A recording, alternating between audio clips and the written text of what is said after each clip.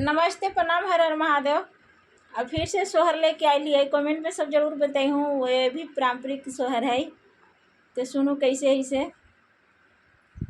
कावन गोटी खेला लू नहीं हरावा, कावन गोटी सासुर हो ललना, कावन गोटी खेला लू से झड़िया घर भराही गाइल हो ललना, कवन गोटी खेला लू से झड़िया घर भराही गाइल न हो।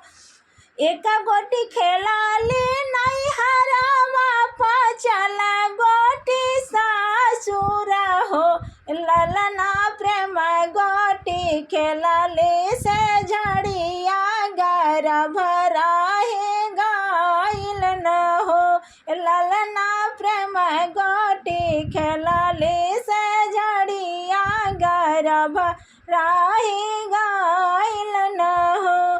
केकरा संगे खेला लू नहीं हरावा, केकरा संगे सासुर हो ललना, केकरा संगे खेला लू से झड़िया घर भराही गाइल न हो।